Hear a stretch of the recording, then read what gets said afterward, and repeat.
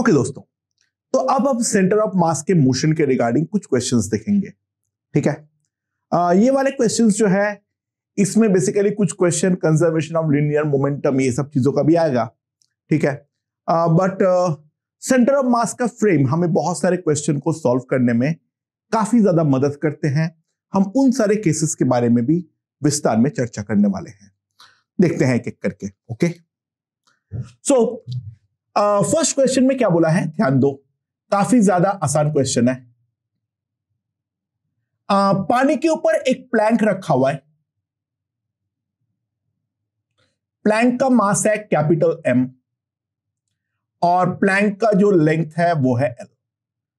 पानी का कोई भी रेजिस्टेंस या विस्कस फोर्स को हमें नेग्लेक्ट करना है। ठीक है, पानी का कोई रेजिस्टेंस नहीं है, पानी के ऊपर सिंपली ये प्लैंक रखा हुआ है। ये वाला एक यहां पर एक बंदा है जिसका मास है स्मॉल m। ठीक है, he reaches the opposite end of the plank. Okay, he reaches the opposite end of the plank। तो बंदा जब प्लैंक के दूसरे एंड पर पहुंच जाएगा, find by how much the plank will move. Plank हमारा कितना मूव करेगा उसके बारे में हमें बातचीत करना है। अरे दोस्तों, ऐसे क्वेश्चनों में हमेशा हमें एक रेफरेंस फ्रेम को सेट करना होता है। तुम अपने मर्जी से कोई भी पॉइंट को रेफरेंस फ्रेम जो है वो सेट कर सकते हो। That is completely up to you, उस बात से कोई फर्क नहीं पड़ता है। और यहां पर जो बंदा है, बंदे को हम एक पॉइंट मास ही मानेंगे। ठीक है, यानी सारे मास जो है वो हम मान लेंगे इस पॉइंट पर है। ठीक है, सो यहां पर अगर इनिशियल पोजीशन के बारे में हम बातचीत करें, इनिशियल पोजीशन के रिगार्डिंग अगर हम बातचीत करें, तो in that case what will happen, मान लो मैं यहीं पर रेफरेंस लाइन को अपना सेट करता हूं। अच्छा, ये जो प्लैंक है उसको बेसिकली मैं एक रॉड की तरह ट्रीट कर सकता हूं और प्लैंक का जो खुद का सेंटर ऑफ मास है वो मैं मान सकता हूं ये वाले रेफरेंस लाइन से L/2 दूरी पे है। मैंने ये वाला डायरेक्शन को पॉजिटिव मान लिया और ये वाला डायरेक्शन को नेगेटिव मान लिया और इसको मैंने मान लिया x इक्वल्स टू 0। ये वाला पॉइंट को मैंने मान लिया x equals to 0। So initial location of centre of mass क्या होगा बताओ? सेंटर ऑफ मास का इनिशियल लोकेशन क्या होगा? ये वाला जो स्मॉल m है इसका सेंटर ऑफ मास का डिस्टेंस है 0, ये वहीं पर है। और कैपिटल M का जो है वो मेरा है L/2 दूरी पे, that divided by total mass and that is equals to 2 times capital M plus small m। ये मेरा सेंटर ऑफ मास का इनिशियल लोकेशन है। अच्छा, ऑब्वियसली बात है, बंदा जब इस तरफ जाएगा तो प्लैंक जो है वो हमारा इस तरफ जाएगा। वो हम इस बात से भी समझ सकते हैं, जो बंदा जो है जैसे इस तरफ जाएगा तो वो पैर से प्लैंक को पीछे की तरफ धक्का मारेगा, जिस कारण पे प्लैंक जो है वो मेरा राइटवर्ड मूव करेगा। तो फाइनल पोजीशन के बारे में अगर हम बात करें, प्लैंक हमारा कुछ राइट पे चला जाएगा। ये है मेरा x इक्वल्स टू 0 लाइन और मान लो प्लैंक जो राइट पे गया है that is by an amount of x0 और बंदा जो है वो यहां पर पहुंच गया है लाइक दिस। सो प्लैंक का जो सेंटर ऑफ मास है खुद का वो तो अभी भी इसके मिड पॉइंट पे है। ये वाला लेंथ अगर L/2 है तो ये वाला लेंथ जो होगा that will B L/2 minus x not. और ये बंदा जो गया है वो यहां पर जो दूरी ट्रैवल किया है with respect to ground, that will be nothing but L minus x naught. That will be nothing but L minus x naught, right? Okay, so अगर मैं इसका नया XCM निकालूं,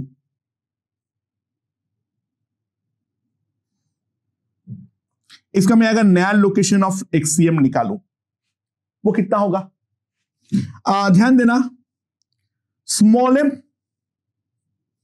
into L minus x not plus capital M L/2 x not by capital M plus small m. And if I calculate, this comes out to be cap small m L plus capital M L/2 minus x not. अच्छा देखो, ये मैंने final location निकाल दिया। अच्छा, मैं अगर Planck plus man को एक सिस्टम मानता हूं, मैं अगर एक प्लैंक प्लस मैन को अगर मैं सिस्टम मानता हूं, तो सिंपल सी बात है, नो F एक्सटर्नल इन हॉराइजेंटल डायरेक्शन। ऑब्वियसली बात है, दोनों को अगर मैं सिस्टम मान लूंगा, प्लैंक और बंदे के बीच में अगर कोई स्टैटिक फ्रिक्शन फोर्स लग भी रहा है, वो तो डेफिनेटली हमारा इंटरनल फोर्स है, और वो इंटरनल फोर्स होने के कारण हॉराइजेंटल डायरेक्शन में ऑब्वियसली बात है कोई एक्सटर्नल फोर्स तो नहीं है, राइट? सो ऑब्वियसली बात है, जो सेंटर ऑफ मास का एक्सीलरेशन होगा ACM, वो डेफिनेटली हमारा 0 होगा, राइट? तो ACM अगर 0 है, that will simply imply VCM is equals to constant, and that will be equals to 0। VCM जो कि हमारा कांस्टेंट है, वो हमारा 0 हो जाएगा, राइट? क्योंकि इनिशियली तो वो 0 ही है, तो फाइनली भी वो 0 ही रहेगा।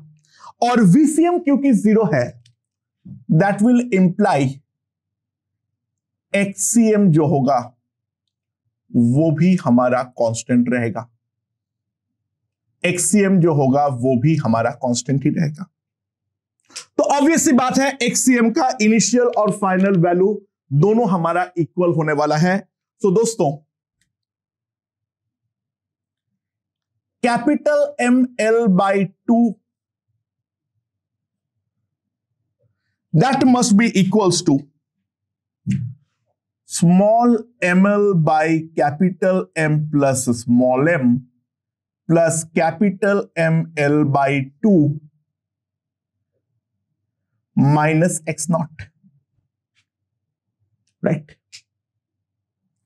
So, and अगर मैं इसको देखूं, ये दोनों टर्म मेरा कटेगा, सो x नॉट का जो वैल्यू आएगी that will be ml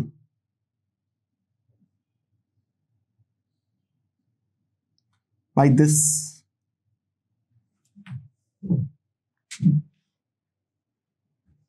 right? तो this is a one method of solving this question. ये वाला क्वेश्चन को मैं और ज्यादा एलिगेंटली भी सॉल्व कर सकता हूं। याद रखो, याद करने का ट्राई करो, एक चीज हमने किए थे, मैं ऑल्टरनेट मेथड के बारे में बात कर रहा हूं। क्या है वो? हमने एक चीज देखे थे, जो total mass of the system that is capital M plus small m into delta RCM that will be equals to capital M into delta R1 of the center of mass plus small m into delta R2 vector of the center of mass। ये चीज तो हम directly लिख सकते हैं। Now ये वाला logic से मैं बोल सकता हूं ये वाला टर्म जो होगा वो डेफिनेटली जीरो होगा, so this will be equals to zero, that will be capital M into delta R1। ना दोस्तों ध्यान दो, अगर मैं कैपिटल M के बारे में बात करूं यानी प्लैंक के बारे में बात करूं तो ये टुवर्ड्स राइट जो है वो हमारा x0 से डिस्प्लेस हुआ है, तो उसका जो सेंटर ऑफ मास है वो राइट की तरफ डिस्प्लेस हुआ है by an amount of x0। So right की तरफ मेरा नेगेटिव है और ये वाला जो स्मॉल m है वो अल्टीमेटली हमारा राइट से लेफ्ट की तरफ किया हुआ है। ये डिस्टेंस जो है वो L माइनस x0, यानी बंदे का जो सेंटर ऑफ मास है ये लेफ्ट की तरफ डिस्प्लेस हुआ है by an amount of L minus x0, तो plus small m into L minus x0, that must be zero. So capital M plus small m into x0 is equals to ml, तो x0 is equals to ml by capital M plus small m। ये है मेरा x0 का value जो हम यहां से भी निकाल सकते थे। यानी पहले हम टोटल सेंटर ऑफ मास के बारे में सोच रहे थे, बट द मोर एलिगेंट वे हम individual displacement of the centre of मास के बारे में अगर हम सोचेंगे तो इन दैट केस हम आसानी से इस सवाल को सॉल्व कर सकते हैं। ठीक है, सो now let's complicate a bit.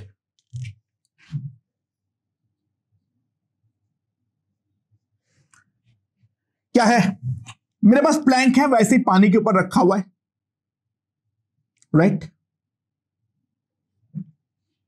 ये प्लैंक का जो लेंथ है वो है L। 3 बंदा है M1, M2, M3। 3 बंदा, 2 बंदा इसके एंड में है और जो ये बीच वाला बंदा है वो मेरा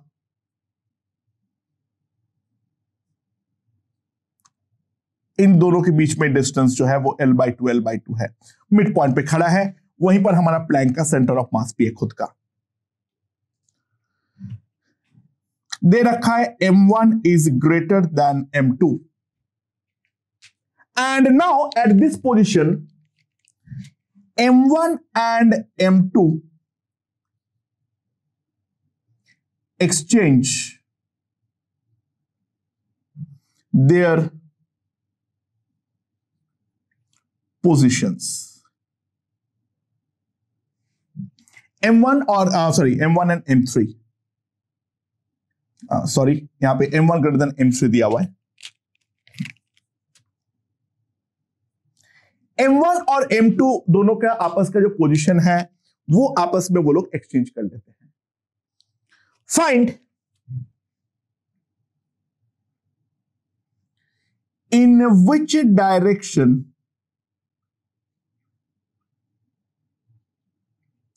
and by how much Planck moves। M1 and M3 अगर दोनों आपस में खुद का पोजीशन को एक्सचेंज कर लेता है तो प्लैंक जो है वो किस तरफ और कितने अमाउंट से अपने आप को डिस्प्लेस करेगा उसके बारे में पूछा गया है। अच्छा, बाय द वे M2 जो है वो प्लैंक के साथ ही स्टिक है, यानी वो फेविकॉल के अटूट जोर से लगा हुआ है, वो प्लैंक के साथ ही मूव करेगा। ठीक है, M2 चिपका हुआ है प्लैंक के साथ, यानी वो प्लैंक का ही हिस्सा है। मतलब effectively we have a plank of mass, plank का मास दिया हुआ है, मैं ले लो सॉरी, हाँ कैपिटल एम ले लो, यानी effectively we have a plank of mass capital M plus M2। ये वाला बंदा कुछ अलग करके झंडा नहीं उखाड़ रहा है, ये इफेक्टिवली हमारा वहीं पर उसी का है, ठीक है, क्योंकि वो मिड पॉइंट पे खड़ा है तो हमें बहुत ज्यादा फायदा मिलेगा। ओके, अच्छा पहली बात हम ये प्रेडिक्ट करने का ट्राई करते हैं जो प्लैंक हमारा दोनों में से किस तरफ मूव करेगा, टुवर्ड्स लेफ्ट या टुवर्ड्स राइट।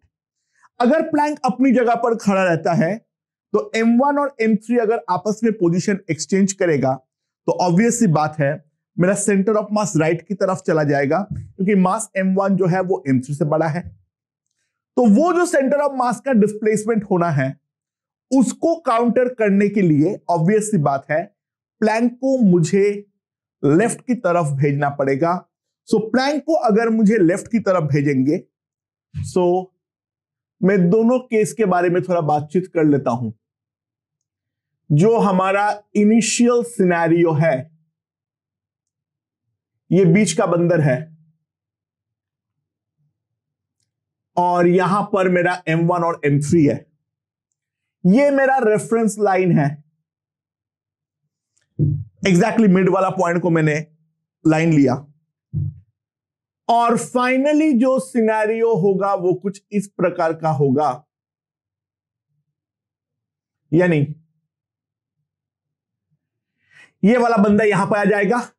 प्लैंक का मिड पॉइंट भी ये वाला है। मान लो प्लैंक इस तरफ मूव कर गया है by an amount of x0। यहां पर M3 का बंदा था, यहां पर M1 का बंदा था और फाइनली यहां पर M1 का बंदा है और यहां पर M3 का बंदा है। दैट्स द सिनेरियो, ठीक है। अच्छा ध्यान दो, मैं राइट हैंड साइड को पॉजिटिव मान लेता हूं, लेफ्ट हैंड को नेगेटिव। क्यों माना? मेरी मर्जी। मैंने राइट हैंड को पॉजिटिव मान लूं और लेफ्ट हैंड को नेगेटिव। सो अगर मैं देखूं, जो ऑब्वियसली बात है एक्सटर्नल फोर्स 0 है और इनिशियल वेलोसिटी भी 0 है, तो डेल्टा RCM वेक्टर जो होगा वो भी डेफिनेटली हमारा 0 ही होने वाला है। That's for sure. सो ये पूरा का पूरा प्लैंक का लेंथ अगर L है, सो ये वाला जो डिस्टेंस होगा, ये वाला जो डिस्टेंस होगा, ठीक है, वो कितना होगा? This will B L/2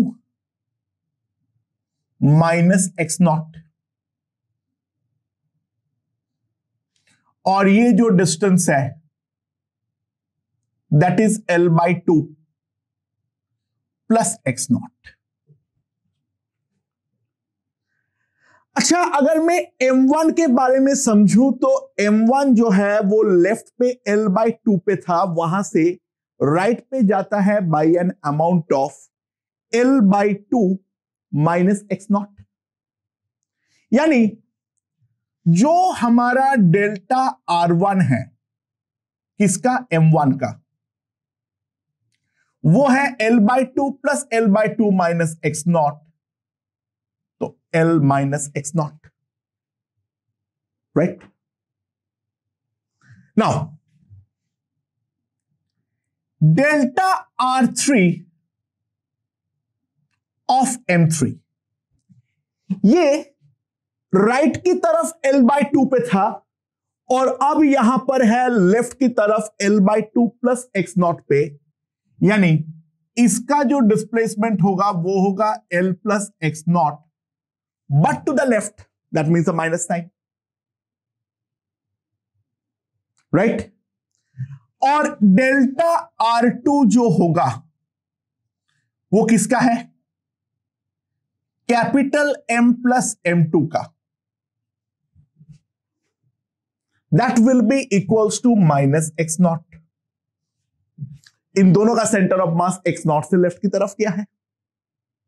so simple सी बात है, मैं एक चीज लिख सकता हूं, डेल्टा RCM वेक्टर 0 होने के कारण M1 into L minus x0 minus M3 into L plus x not minus capital M plus M2 into x not that is equals to 0. So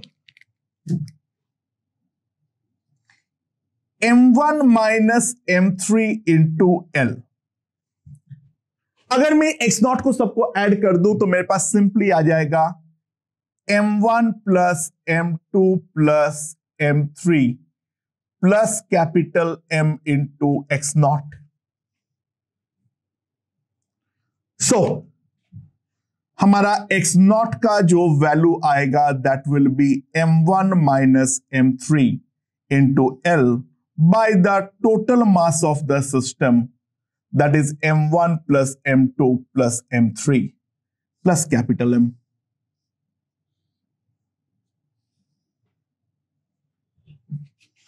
Okay, I hope ये वाला चीज हमें समझ में आया है. यहां पर जो हमें कैसा भी complication they they, it doesn't matter, ये हमेशा ही इस तरीके से हम प्रॉब्लम को सॉल्व कर ही सकते हैं.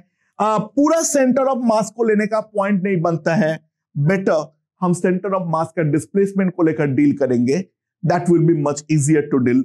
आई think you get my point, right? And so now let's move on to the next question. मेरे पास एक रिंग है ऑफ मास m. ये एक स्मूथ हॉराइजेंटल सरफेस पे रखा हुआ है, कहीं पर कोई फ्रिक्शन नहीं है, कुछ नहीं है. ठीक है. अब रिंग के अंदर एक स्टिक है.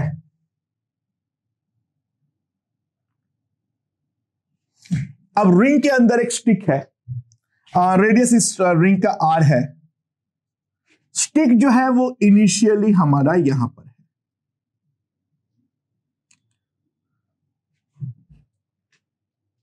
ठीक है. ये स्टिक का जो मास है that is also m. Okay, obviously इसका लेंथ जो है that is √2r. Now find by how much the ring moves to the left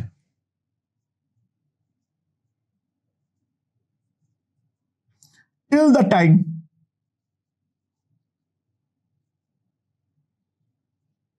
stick becomes horizontal. Stick जो है वो जब मेरा हॉराइजेंटल हो जाएगा उस टाइम तक ये रिंग कितना मूव किए, इसका acceleration due to gravity g जो है वो मेरा डाउनवर्ड इस तरीके से काम कर रहा है. Okay, so what will be the scenario? दोस्तों इनिशियली एक चीज ध्यान दो.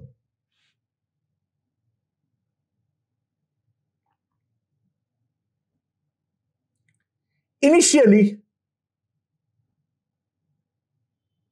मैं ये वाला लाइन को पूरा रेफरेंस लाइन मान रहा हूं, जो बीच वाला लाइन है. ऑब्वियसली बात है, जो रिंग का सेंटर ऑफ मास था वो इसी पॉइंट पे था. रॉड जो था वो इस तरीके से था, और रॉड का जो सेंटर ऑफ मास था वो डेफिनेटली रॉड का मिड पॉइंट पे था.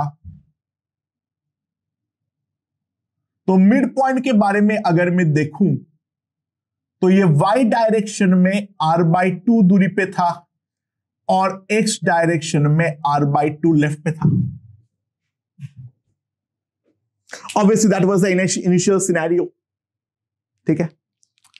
एंड फाइनली अगर मैं बात करूं तो ऑब्वियस ये वाला पॉइंट यहां पर आ जाएगा, यानी रॉड का जो सेंटर ऑफ मास है वो डाउनवर्ड और नीचे की तरफ मूव कर रहा है, डाउनवर्ड और राइटवर्ड मूव कर रहा है.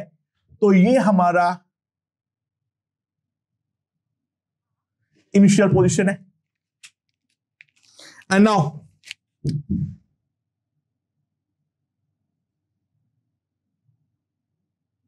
ये हमारा फाइनल पोजीशन है, राइट। आई होप ये वाला चीज समझ में आया होगा। ये है दोनों पोजीशन जिसके बारे में बातचीत हो रही है। जब ये हॉराइजेंटल होगा तो रिंग का सेंटर और रॉड का सेंटर एग्जैक्टली दोनों हमारा सेम वर्टिकल लाइन पे होगा। सो ये वाला डिस्टेंस को अगर मैं x नॉट मान लेता हूं, ये वाला डिस्टेंस को अगर मैं x नॉट मान लेता हूं और मैं यहां से राइट वर्ड को मान लेता हूं पॉजिटिव और लेफ्ट वर्ड को मान लेता हूं नेगेटिव, सो रिंग का जो सेंटर ऑफ मास है वो लेफ्ट की तरफ मूव किया है by an amount of x not. अच्छा, यहां पर वर्टिकल डिस्प्लेसमेंट के बारे में मैं कोई बातचीत नहीं कर सकता हूं क्योंकि वर्टिकल पे तो mg लग रहा है, वहां पे सेंटर ऑफ मास का एक्सीलरेशन है, सेंटर ऑफ मास वेलोसिटी भी गेन करेगा, तो उसके बारे में हम कोई भी स्टेटमेंट देने की पोजीशन में डेफिनेटली नहीं है। पहले ये बात को हम समझ ले, पहले हम ये वाले बात को समझ ले, जो हम लोग इसके बारे में कोई स्टेटमेंट नहीं दे सकते हैं, जो क्योंकि वर्टिकल डायरेक्शन पे mg लग रहा है, the centre of mass definitely have an acceleration, ठीक है। एंड अगर एक्सीलरेशन कोई पूछेगा that will B g only, क्योंकि अल्टीमेटली अगर नेट एक्सटर्नल फोर्स के बारे में बात करें, सॉरी ग्राउंड है तो g भी नहीं बोल सकता हूं, सॉरी या कुछ नहीं कह सकता हूं, छोड़ो, ग्राउंड है, leave it, but it will have some acceleration, whatever it may be, there will be some acceleration, but horizontal direction में definitely कोई external force नहीं है।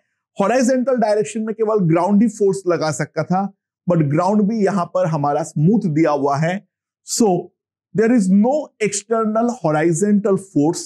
तो एक बात समझो, डेल्टा xcm will be 0। हाँ, ऑब्वियसली बात है, delta ycm will not be equals to 0, it will have an acceleration, unknown acceleration, doesn't matter। अच्छा, रिंग के बारे में अगर मैं बात करूं, delta x1 that will be minus x not, क्योंकि लेफ्ट की तरफ मूव किया by an amount of x not. और रिंग के बारे में अगर मैं बात करूं, डेल्टा x2, तो delta x2 will be r/2 minus x not. r/2 से x नॉट पे आया है तो राइट की तरफ नेट मूवमेंट जो हुआ है वो हुआ है by an amount of r/2 minus x not. तो सिंपल सी बात है, नेट डेल्टा xcm को जीरो करने के लिए m into minus x not plus m into r/2 minus x not, that will be 0, so 2x naught is equals to r/2, यानी x naught हमारे पास आ जाएगा r/4। आई होप ये वाला चीज हमें समझ में आया होगा, राइट। ओके, अगला और एक क्वेश्चन देखते हैं।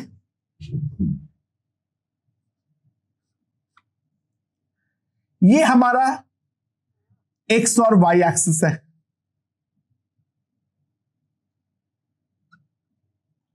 दो पार्टिकल यहां पर फिक्स है -m,0 पे और एक है l,0 पे, ठीक है। नाउ थर्ड पार्टिकल है मेरे पास एक, उसका मास जो है that is equals to m। Third particle जो है उसका मास भी m है, और ये जो करता है ये moves along x² plus y² is equals to 4l²। तो सवाल ये है, फाइंड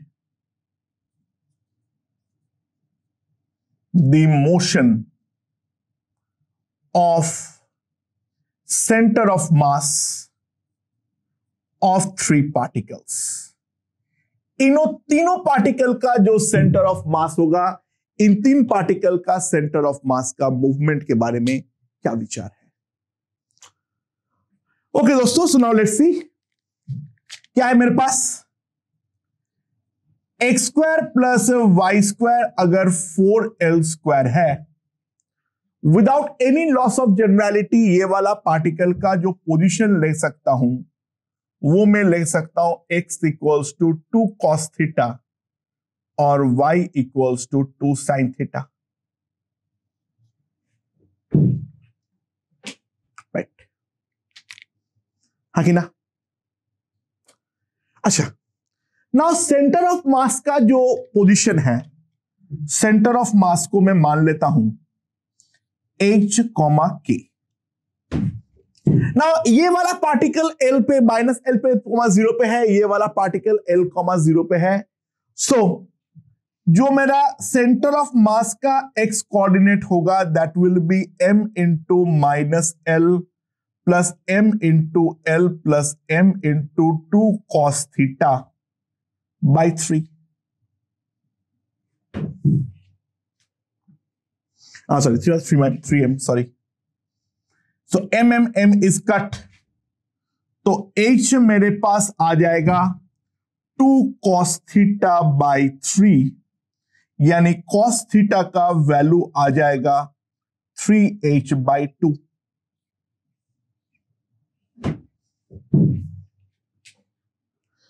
और जो हमारा सेंटर ऑफ मास का y कोऑर्डिनेट है उसके बारे में अगर मैं बातचीत करूं, k will be m into 0 plus m into 0 plus m into 2 sine theta that divided by 3m। तो जो k का वैल्यू आ जाएगा that will be equals to मेरे पास कितना, m सब कुछ कट, तो 2 साइन थीटा बाई 3, तो साइन थीटा का वैल्यू आ जाएगा मेरे पास 3k by 2। Now sine square plus cos square जो है वो डेफिनेटली हमारा 1 है। Sine square plus cos square जो है that must be equals to 1। सो मेरे पास आ जाएगा 9h square by 4 plus 9k square by 4 that must be equals to 1, यानी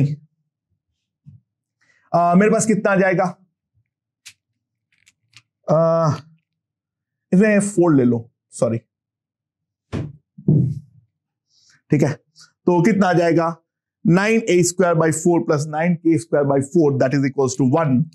सो मेरे पास आ जाएगा x square plus y square will be equals to 2/3 का होल स्क्वायर। तो सेंटर ऑफ मास जो है वो खुद भी हमारा एक सर्कुलर पाथ पे मूव करेगा, और सर्कुलर पाथ जो होगा उसका सेंटर हमारा ओरिजिन होने वाला है और उसका रेडियस होने वाला है 2/3। ठीक है, और काफी सारे क्वेश्चंस देखेंगे एक एक करके। लेट्स सी क्या क्या क्वेश्चंस आते हैं।